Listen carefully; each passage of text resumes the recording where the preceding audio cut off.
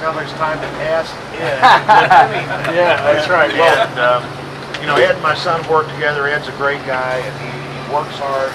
He brings a lot of enthusiasm to any project he takes on.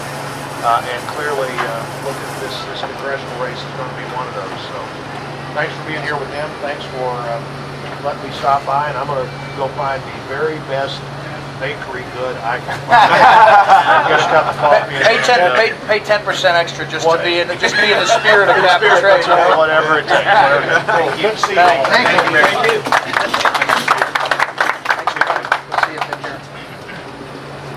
Nice to see you. The Tea Parties, no matter what people tell you, they are not coordinated. I wish we could coordinate 9,000 people on Keener Plaza to care about issues.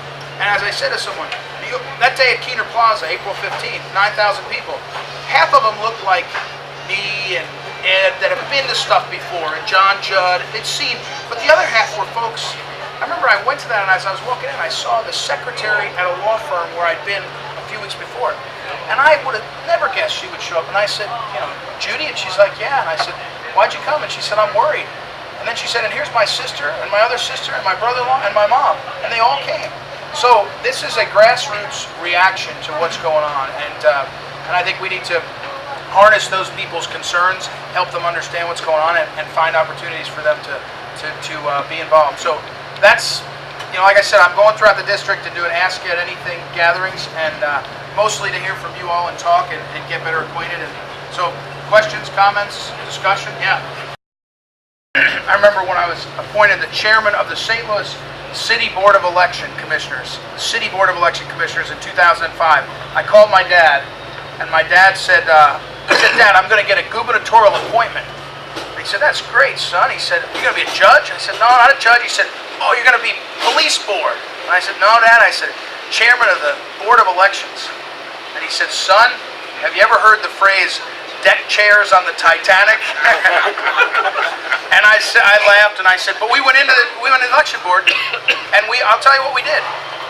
We fought Acorn. If you follow Acorn, you know, for these groups, we fought Acorn. We fought them every day, all the time, and we did it so well that Acorn moved out of the city of St. Louis, and they commit most of their fraud in the county now, and in St. Charles and in Illinois. Yeah, sorry about that, but they swear they moved. I mean, they moved. Obviously, it's important for you to get in there and beat Carnegie, but you need to be able to do it fair and square. My question is there anything that the guys that are in power now, Jim Lemke, can do between now and the November election to assure to get rid of voter fraud that the Democrats are so famously good at with Acorn and all these other people? Is there anything we can do that those guys can do to assure that the true votes are being counted and not fraudulent? Yeah, and I think everybody heard the question.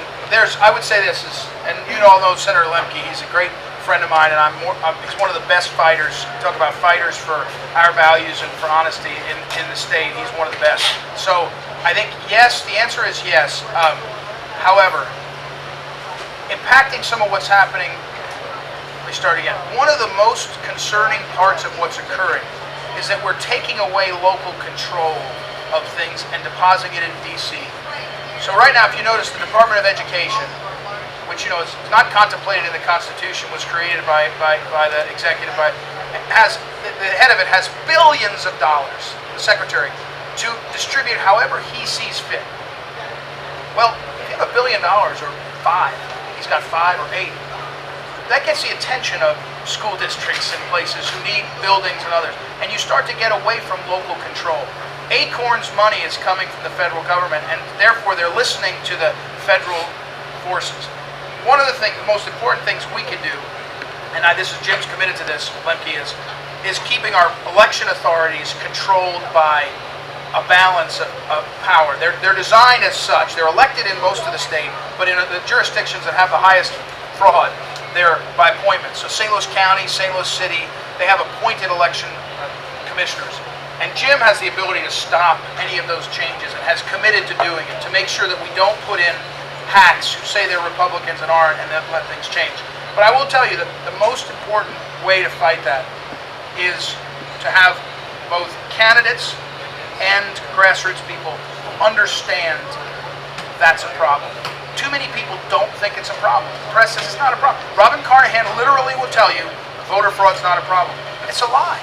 Even when I was in charge of the election authority, and I'd like to think it was the high point of working hard on that, we knew there was still voter fraud. It's as existent as original sin.